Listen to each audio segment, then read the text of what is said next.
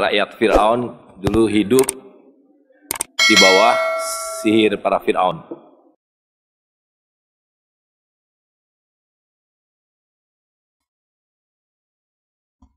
Dan karena itu kita perlu tahu dari mana datangnya ilmu sihir itu, supaya kita mengerti bagaimana mengatasi sihir tersebut. Dan kenapa kita harus kembali kepada emas dan perak?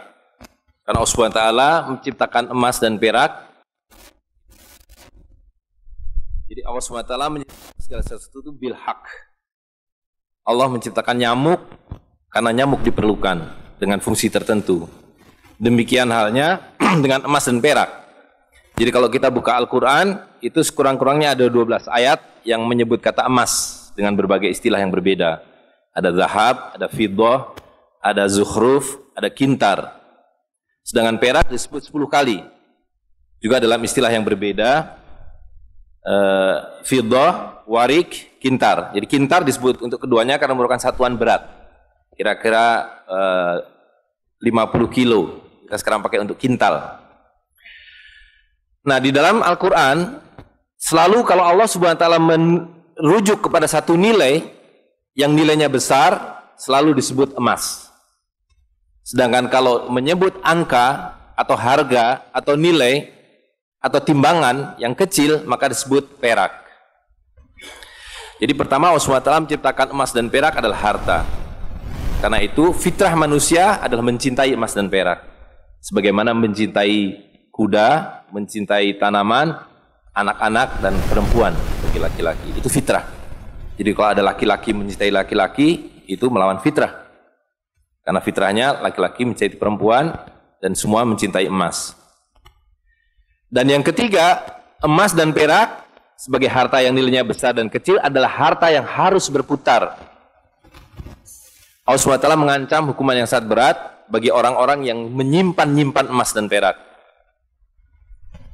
Ya, dalam Al-Quran disebutkan walladzina yaknizuna dzahaba wal fiddah wa la yunfikuna fi sabilillah fabashirhum bi'adzabin alim. Beritahukan pada mereka yang menyimpan emas dan perak dan tidak membelanjakannya azab yang besar.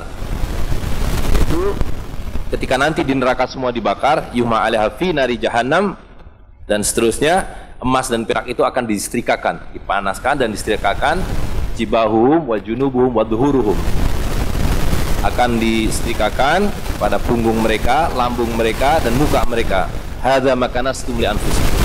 Ini adalah akibat dari kalian yang menyimpan emas dan tidak mengedarkannya. Nah, karena itu bagaimana emas dan perak harus diedarkan? Maka dia harus dibuat menjadi koin sebagai alat tukar. Tidak ada fungsi lain daripada emas dan perak kecuali sebagai alat tukar. Haram hukumnya menggunakan emas dan perak untuk apapun. Rasulullah SAW menyatakan orang-orang yang meminum dari cangkir yang terbuat dari emas itu akan seperti menuang api neraka ke dalam perutnya. Hanya dengan satu perkecualian, kaum perempuan. Kaum perempuan diizinkan menggunakan emas selain sebagai alat tukar, yaitu sebagai perhiasan. Kita kaum laki-laki haram hukumnya menggunakan emas sebagai perhiasan. Kenapa? Karena emas dan perak adalah alat tukar. Dia harus beredar. Ditransaksikan melalui perdagangan, melalui sedekah, melalui berbagai transaksi muamalah. Dan ketika manusia masih taat kepada Allah SWT, semua emas digunakan sebagai alat tukar, kecuali yang kemudian dengan membangkang dipakai buat sendok, buat piring, tapi itu dilarang. Pertanyaannya adalah, kalau dulu emas dan perak itu adanya di kantong-kantong masyarakat, di dompet kita, sekarang kalau Anda buka, apa isi dompetnya? Ilmu sihir. Ilmu sihir. Karena itu kita mesti bertanya, kemana emas dan perak kita? Ya. Jadi dulu apapun namanya, tolong di sana lagi. Oh, di sana. Apapun namanya, mau disebut dolar, mau disebut pound sterling, mau disebut guilders, mau disebut real, mau disebut rupiah, semua adalah koin emas atau perak. Nah, tapi kemudian muncullah para pandai emas yang mengatakan emas itu tidak aman dibawa-bawa, berat, titipkanlah pada kami. Maka kami akan mengeluarkan kwitansi. Ya, dikeluarkanlah kwitansi bahwa Anda menitipkan pada saya 1 dinar emas. Nanti kalau orang mau belanja, kwitansi ini dikembalikan, koinnya diambil baru dibelanjakan. Karena tadi sudah disebutkan untuk berbelanja itu mesti mithlan bimithlin, equal to equal. Satu kambing ditukar dengan harta yang lain yang senilai satu kambing itu. 1 dinar emas 4 gram ditukar dengan seekor kambing. Nah, tapi para pandai emas ini berhasil meyakinkan dengan pada waktu itu ya sihir belum terlalu dimainkan. Mereka bilang pada kami, jangan khawatir. Nah, sampai satu titik pada abad ke-17 mulai mereka mengatakan ini repot karena terlalu banyak kwitansi masyarakat merah, hijau, kuning, biru. Maka mereka bilang sekarang berikan kami monopoli untuk mencetak alat tukar ini. Itu pertama kali munculnya apa yang disebut sebagai bank sentral. Maka diberikanlah monopoli oleh para raja. Lalu raja bilang, apa imbalannya buat saya? Imbalannya buat para raja adalah you butuh uang berapapun saya kasih dalam bentuk hutang, tapi ada bunganya. Nah, itu jadi munculnya bank sentral itu bersamaan dengan munculnya apa yang disebut sebagai public debt, hutang publik. Sehingga kita sekarang ini setiap bayi yang lahir di Indonesia ini membawa hutang sebanyak 8 juta rupiah pada para bankir. Oke. Nah, dan bank-bank sentral ini perusahaan swasta. Semua bank sentral adalah perusahaan swasta, dimiliki oleh segelintir orang. Ya. Nah, kita ambil satu contoh. Pada posisi monopolistik, maka bankir-bankir ini bisa berbuat apapun dengan sihirnya. Ini sihir sudah mulai masuk. Jadi ini kita lihat dolar pada tahun 22. Di situ tertulis $10 in gold coin payable to the bearer on demand. Maknanya tadi bahwa kertas itu adalah kwitansi yang kalau orang pemilik hartanya datang mengembalikan kwitansi itu, dia ambil emasnya. Payable to the bearer on demand. Ya. Nah, tapi kemudian Amerika mengalami krisis besar tahun 29 yang disebut Great Depression. Maka para bankir kalau bangkrut, dia datang pada pemerintah, you mesti tolong kami. Bail out. Caranya bagaimana? Rampas seluruh emas rakyat, berikan pada kami. Tidak cuma-cuma pada waktu itu, kemudian dibeli. Jadi rakyat Amerika harus menyerahkan emasnya, dibeli dengan harga $20 per troy ounce. Tiap 30 gram. Lalu tahun berikutnya, 34, mereka keluarkan uang kertas baru, will pay to the bearer on demand $20. Apa bedanya dengan yang semula? Tidak ada lagi kata-kata in gold coins. Tapi mereka bilang, jangan khawatir, setiap saya mencetak kertas ini, saya backup dengan emas batangan. Jadi sesudah emas diambil semua, dia lebur. Dan kalau rakyat mau punya emas, boleh, tapi you mesti beli dengan saya. Jadi dengan kata lain, emas yang semula merupakan harta milik rakyat, sekarang diubah menjadi dagangan. Tapi harganya dirubah. Waktu mereka diambil dibayar 20, sekarang kalau rakyat mau memiliki emas harus bayar 35. Ini yang kita sebut devaluasi, banyak 40%. Ya. Nah, jadi itulah kemudian secara ringkas kalau disajikan adalah yang semula emas dan perak itu ada di tangan rakyat dan dulu di tangan rakyat Ternate. Pada abad 18, rakyat Ternate masih menggunakan perak sebagai uangnya. Datanglah VOC, mereka dipaksa untuk menyerahkan peraknya dan diganti dengan kertas. Dan rakyat Ternate menolak itu. Nah, kemudian mereka lebur jadi batangan, digantilah dengan ini. Uang dalam konteks ini adalah Hindia Belanda, ya kan? Tapi mulai tahun 70-an sudah tidak ada lagi yang namanya emas di belakang kertas itu. Ketika Jepang masuk, diganti dengan uang Jepang, menjadi republik, diganti dengan uang republik. Tapi uang kertas ini pun sekarang cuma 10% paling banyak. Sebagian besar uang itu adalah byte computer. Jadi tidak lagi berupa kertas seperti ini, ya kan? Nah, akibatnya adalah seperti yang tadi disampaikan, kita hidup sepenuhnya di bawah ilmu sihir. Jadi pahlawan Ternate, Halmahera, Kapten Patimura, diambil gambarnya, ditempel di sebelah kertas, dikasih angka nolnya 3. Mereka bilang ini 1.000 rupiah, ya kan? Tapi makin lama di dalam isi riba, 1.000 rupiah yang dulu bisa dipakai untuk membeli 50 kg emas pada tahun 46, ketika pertama kali diberikan rupiah, hari ini diberikan tukang parkir pun tidak mau. Maka mereka ganti gambarnya dengan Soekarno-Hatta, nolnya ditambah 2, menjadi 100.000. Yang 99.000 dari mana? Iya kan? 99.000 dari mana? Dan kalau ini kita belah 2, dibelah 4, mau saya kasih 4 mahasiswa. Kemana samannya tadi itu nilainya? Ya, ini seperti sihirnya Fir'aun yang menjadikan tali sebagai ular. Nah, orang Amerika bilang, pedagang Amerika, saya juga punya kertas sendiri, namanya greenback. Tapi kertas saya punya 10.000 kali lipat dari kertas saudara. Jadi kalau Bapak Ibu sekalian, adik-adik pergi ke Washington sana, ke New York, bawa uang 100.000. Belum tentu mahasiswa punya uang 100.000 kan? Harus bekerja 2 hari untuk mendapatkan uang 100.000. Pergi ke Washington, saya mau beli Coca-Cola 1 botol. Apa mereka bilang? Apa mereka bilang? Ini kertas funny, this is funny paper, gak laku. Tapi siapapun datang ke Ternate dengan $100, you punya cengkeh, berikan pada saya. Saya mau beli, you punya Coca-Cola, tapi saya minta 1 truk. Apa yang kita lakukan? Kita berikan Coca-Cola 1 truk, karena mereka bilang, mereka bisa yakinkan kita, selembar kertas mereka 10.000 kali lipat dari lembar kertas kita. Dan mereka bilang, kita punya kertas tidak laku, mereka punya kertas laku di seluruh dunia. Betul nggak? Dengan cara itulah seluruh cengkeh Ternate habis. Pala Ternate habis. Seluruh kekayaan Ternate habis, hanya diganti dengan byte komputer.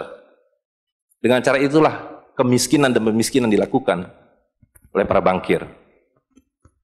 Jadi banking is crime and bankers are the criminal. Dengan sihir ini. Ya. Nah, dan ini baru satu fase. Saya minta satu tahap lagi untuk menjelaskan dengan uang kertas yang sudah merupakan kezoliman ini, ya, itu menjadi berlipat ganda zolimnya melalui banking system, di mana ini digelembungkan. Kalau tidak ada bank, kalau saya punya uang 100.000 dipinjam oleh Ustadz Nur, maka uang saya habis. Saya akan memiliki kembali kalau dikembalikan. Tapi dengan banking system, kalau uang ini saya hutangkan, dia beranak pinak 20 kali lipat. Uang 100 miliar kalau ditaruh di bank, maka bank detik itu mencatatkan dalam bukunya punya uang 100 miliar. Betul nggak? Dan itu dilegalisir oleh pemerintah, bahwa you boleh mengakui itu sebagai milikmu. Dan bagi bank, uang titipan ini liability, maka dia harus sewakan, dia harus pinjamkan dengan bunga kepada orang yang mau beli rumah tidak bisa beli rumah, mau beli mobil tidak bisa beli mobil. Jangan khawatir, saya beri kredit, tapi harus tahan 10% untuk cadangan, ya kan? Dan semua orang dibikin miskin. Misi pokok bank adalah membuat semua orang miskin supaya tidak mampu membeli apapun kecuali berhutang melalui bank. Maka ketika 100 miliar ini diterima bank, maka dia bisa mengutar itu 20 kali dengan bunga katakanlah 10%. Maka dia akan mendapatkan dari bunganya saja 180 miliar. Jadi kalau bank bilang saya ngasih bunga hanya 10%, dia akan dapatkan 200%. Dan dari pokoknya yang dia putar itu, maka dia akan dapatkan 20 kali 90 miliar. Coba lihat, maka terciptalah uang 1,9 triliun, hampir 2.000 triliun. Padahal uangnya berapa tadi? 200 miliar. Yang 1,8 triliun dari mana? Angin, sihir. Tidak ada. Itu sebabnya setiap bank dijaga oleh satpam. Supaya mengesankan bahwa di bank ada uang. Tidak ada uang di bank. Itu kenapa setiap pegawai bank pakai jas, pakai dasi. Supaya orang yakin bahwa uangnya dijaga dengan baik. Karena di situ tidak ada uang. Dan itu sepenuhnya pengelabuan. Jadi bank itu adalah arisan berantai. Kalau kita datang mengambil uang, tapi orang bisa bilang, tapi kalau saya ngambil uang di bank kok ada? Uang siapa yang diberikan? Uang Anda sudah nggak ada. Jadi orang percaya bahwa bank adalah tempat yang paling aman menyimpan uang. Bank adalah tempat paling tidak aman menyimpan uang. Belum Anda keluar dari pintu bank, uang Anda sudah nggak ada. Pembuktiannya gampang. Datang pada hari yang sama, minta saya mau ambil uang saya hari ini. Potong telinga saya kalau Anda dapat uang, kecuali 10% dari nasabah. Bisa dipahami? Ya? Uangnya tidak ada. Itu. Nah, tapi yang perlu dipahami adalah akibatnya. Kalau kita tadi punya uang 100.000, di sini ada satu handphone, maka berapa harga handphone ini? Ceteris paribus kata ekonom. Maka harga handphone ini ada 100.000, ya kan? Tapi ketika ini digelembungkan menjadi 2 juta, sementara sumber daya alamnya tetap, berapa harga handphone ini? Menjadi 2 juta. Dan itu mereka bilang inflasi. Jadi inflasi adalah kebohongan. Lihat ya, dulu ketika Republik Indonesia didirikan, uang yang pertama dicetak adalah 1 sen, paling besar 100 rupiah, 600 rupiah. Uang 1000 pernah didesain tapi tidak dicetak karena terlalu besar. Karena dengan 1000 Anda sudah dapat beli emas setengah kilo. Pada waktu itu 1 gram emas hanya 2 rupiah.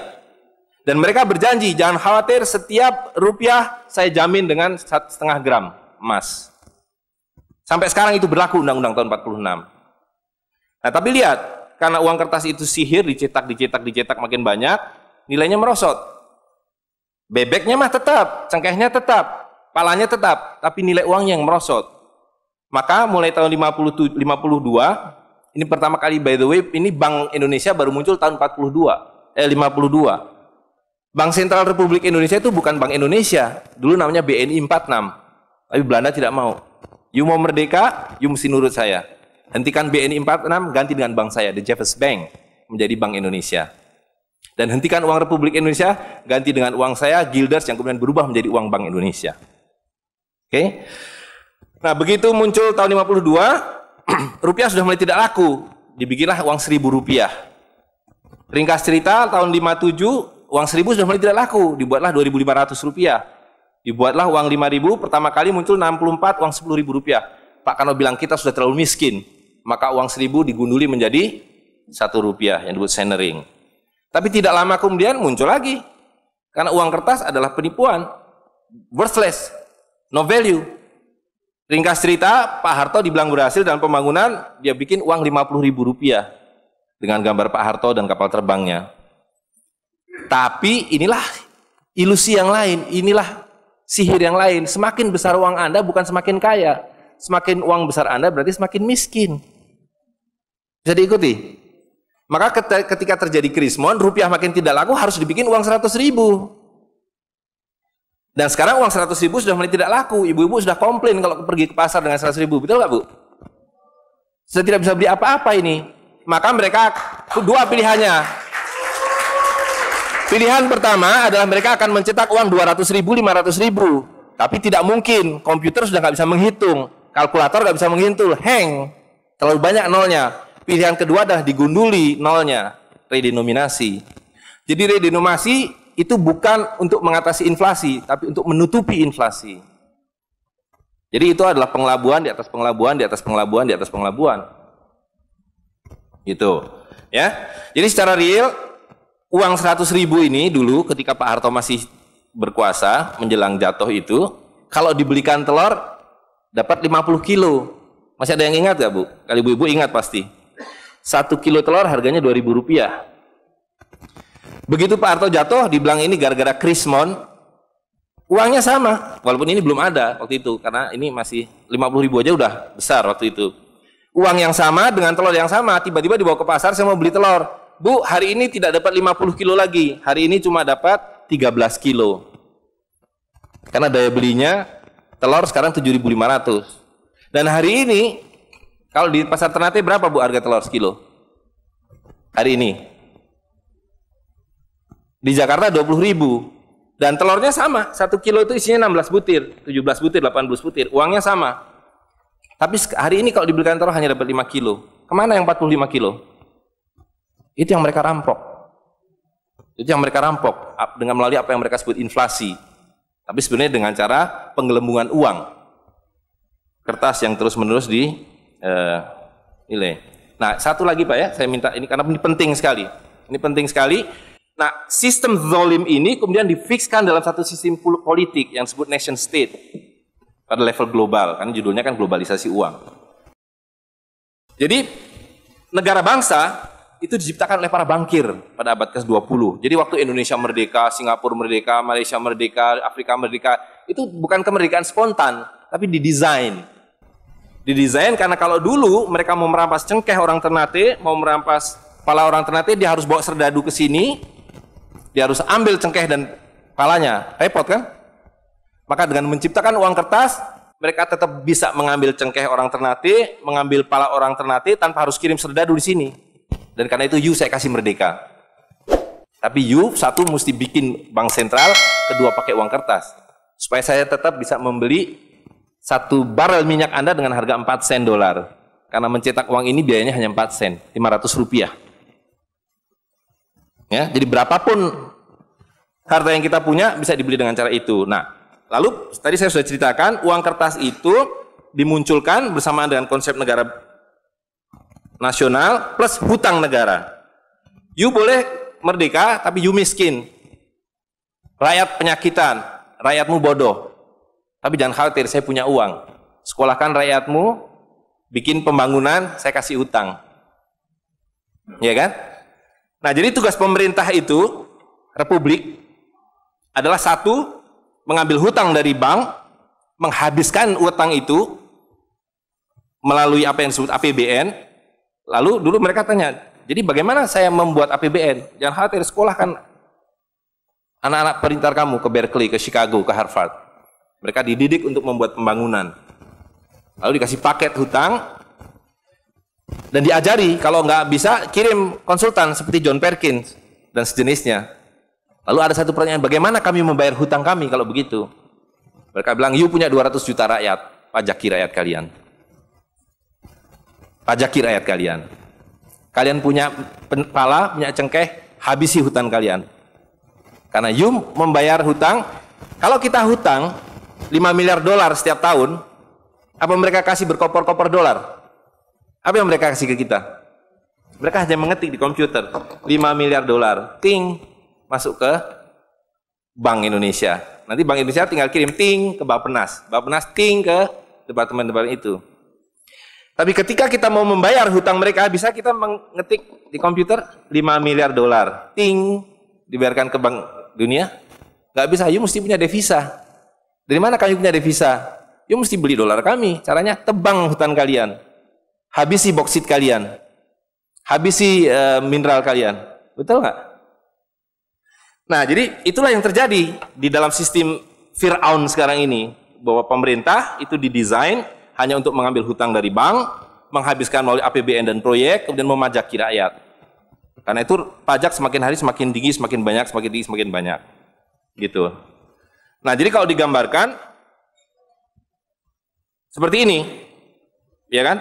Wilayah domestik nasional itu adalah demokrasi. Supaya kalau 5 tahun harus ganti. Kalau ada presiden, ada perdana menteri yang tidak nurut pada para bankir, out. Tapi para bankir tidak pernah berganti, mereka turun-temurun, perusahaan swasta, anak beranak pinak. Ini kira-kira hanya 400 keluarga di dunia ini yang menguasai seluruh sistem keuangan dan politik. Jadi kita ini sekarang utangnya tiba-tiba sudah 2.100 triliun. Padahal tahun waktu Pak Harto jatuh itu utangnya hanya berapa? 50 miliar dolar, 500 triliun. Sekarang sudah 2.000 triliun. Dan begitu kurs dolar berubah, utang kita nambah. Gitu. Dan BI tidak pernah memenuhi janjinya, karena tugas pokok BI adalah menjaga stabilitas kurs, tidak pernah bisa. Dan tidak akan pernah bisa apapun yang dilakukan, karena memang tidak ada nilainya. Gitu. Nah, jadi sebagai penutup, maka apa yang harus kita lakukan adalah membalik seperti yang mereka dulu lakukan. Yang mereka dulu lakukan adalah mengambil emas dan perak dari orang tua kita, mereka lebur menjadi batangan, dia simpan di brankas, dan kepada kita dikasih toilet paper ini, kata Mahathir Muhammad. Maka yang harus kita lakukan sekarang sebelum ini jadi apa? Oncom. Lebih berharga oncom. Tukarkanlah menjadi emas dan perak, menjadi dinar dan dirham, dan kemudian gunakan untuk muamalah. Karena Nabi sudah mengatakan akan datang satu zaman di mana semua yang kamu miliki tidak ada harganya, kehabisan nilai, kecuali dinar dan dirham, kecuali emas dan perak. Jadi kalau dilihat, ya dolar dalam dinar atau dinar dalam dolar dalam 10 tahun terakhir, 2004 itu cuma 54 dolar, hari ini sudah di atas 250 dolar. Dan lihat, menipunya uang kertas ya, kalau kita pakai untuk menyimpan naik haji, kalau Anda menabung dolar, maka tiap tahun naik. Saya sudah hitung ini, dan ini valid sekali. Naik setiap tahun itu 3,5%. Kalau Anda menyimpan rupiah, setiap tahun naik 5%, nggak nyampe-nyampe. Tapi kalau Anda menyimpan dinar, maka dia akan turun 8% setahun. Jadi tahun 2000 naik haji butuh uang 21 juta rupiah. Kalau dinar butuh 71 dinar. Tapi hari ini kalau mau naik haji butuh hampir 40 juta rupiah. Dengan dinar cukup dengan 16 dinar. Jadi dulu kalau punya rupiah naik haji satu orang, sekarang sampai Dubai suruh pulang. Nggak cukup uangnya. Tapi dengan dinar dulu naik haji satu orang, sekarang bisa naik haji 4 orang. Dengan kata lain, kalau Bapak Ibu sekalian serahkan cengkeh Bapak Ibu sekalian dan menerima uang kertas, Anda 4 kali miskin. Detik itu juga dalam konteks ini. Maka serahkanlah cengkeh dan katakan, saya mau serahkan cengkeh, bayar kami dengan dinar. Bayar kami dengan dirham. Saya serahkan pala kami, bayar kami dengan emas dan perak. Saya tidak mau uang palsu ini, uang-uangan ini. Saya mau uang yang sebenarnya, uang dari Rasul SAW. Ya, gitu. Dan harga minyak ini palsu semua. Dibilang minyak naik turun naik turun, tidak ada yang minyak naik. Kalau dengan dolar dia naik terus, tapi dengan dinar dia flat. Sekali lagi, bahwa sumber daya alam itu terbatas, maka alat tukar pun harus terbatas. Jadi ketika kita menggunakan kertas ini digelembungkan. Tapi ketika Anda menggunakan emas dan perak, ini sama. Maka sekali dia punya alat tukar, nilai tukarnya dari zaman Rasulullah SAW seekor kambing, hari ini 1 dinar dapat seekor kambing. Zaman Nabi dapat seekor ayam 1 dirham, hari ini dapat seekor ayam. Tidak ada yang berubah. Sekali lagi pemiskinan itu adalah dibikin oleh sistem. Dan tadi sudah disampaikan bahwa dari tahun ke tahun, di dalam slide yang sebelumnya dalam penjelasan itu, bahwa dinar dan dirham itu selalu dicetak oleh para sultan. Jadi lihat, ketika para sultan berkuasa, para sultan berikan emas dan perak pada rakyat. Para sultan kemudian disingkirkan, diganti oleh para bankir, emas dan perak mereka ambil, diberikan kertas. Itu yang terjadi dari abad ke-19. Maka alhamdulillah pada hari ini kita melihat bahwa kesultanan sudah kembali dengan dinar dan dirham.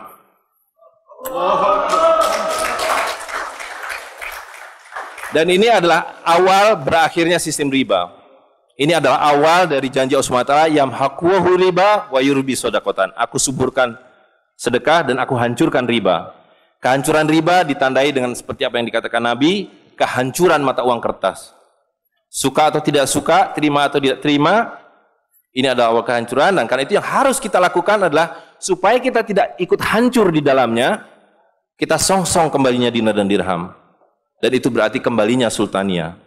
Dan Ternate adalah awal dari kembalinya dinar dan dirham dan sultania bersama dengan Kesultanan Cirebon, bersama dengan Kesultanan di Sulu. Jadi sekarang sudah ada 3 sultan yang mencetak kembali dinar dan dirham. Dan ini akan mengawali kembalinya dinar dan dirham di seluruh dunia. Jadi kalau pada abad 15, abad 16, abad 17 bangsa Ternate sudah sampai ke Madagaskar, sudah sampai ke negeri atas angin di Spanyol, maka pada abad 21 kembali Ternate sampai Spanyol. Ternate sudah kembali sampai Afrika Selatan, sudah sampai Eropa melalui dinar dan dirham yang berlaku di seluruh dunia. Orang Amerika tidak bisa mengatakan emas saya 5 kali lipat dari emas saudara, tidak bisa. Emas kami dari Ternate sama harganya dengan emas kalian. You 1 dinar, kami 1 dinar. You 1 dirham, kami 1 dirham. Itulah keadilan. Ya. Jadi karena itu Bapak Ibu sekalian, yang terakhir sekali saya ingin sampaikan, dinar dan dirham yang kita bicarakan ini tidak ada artinya kalau berhenti hanya di dalam ruangan ini. Dinar dan dirham harus segera berkemerincing di kota Ternate. Dan Anda semua yang harus memulainya. Tadi 2 orang sudah menyatakan diri sebagai relawan Jawara, jaringan wirausahawan dan pengguna dinar dirham Nusantara. Maka dalam waktu sebentar, insya Allah di Ternate, dari 2 orang ini akan menjadi 2.000 orang yang menggunakan dinar dan dirham. Ya, dari 2.000 akan menjadi 200.000. Seluruh penduduk Ternate menggunakan dinar dan dirham. Dan Kanjeng Sultan dari beberapa waktu yang lalu sudah mulai membagikan zakat dalam dirham. Jadi di Ternate itu sekurangnya sudah ada 1.000 orang memiliki koin dirham yang dibagikan oleh Sultan. Dan itu adalah awal. Ini baru awal dari kembalinya Islam dan berakhirnya kezaliman. Jadi sekali lagi Bapak Ibu sekalian, marilah segera ya ular-ular Fir'aun itu kita akhiri dengan cara yang sangat mudah, yaitu kita mentaati perintah Allah SWT. Allah SWT mengatakan wa halalul bai' wa harramar riba. Aku halalkan berdagang dan aku haramkan riba. Dan uang kertas adalah riba par excellence. Di dalam uang kertas ini ada 2 riba sekaligus. Ya, jadi saya kira itu saja. Saya mohon maaf mengambil waktu agak terlalu banyak, tapi ini penting karena supaya clear semuanya. Ya, karena ini baru pertama kali dibicarakan di Ternate. Demikian, assalamualaikum warahmatullahi wabarakatuh.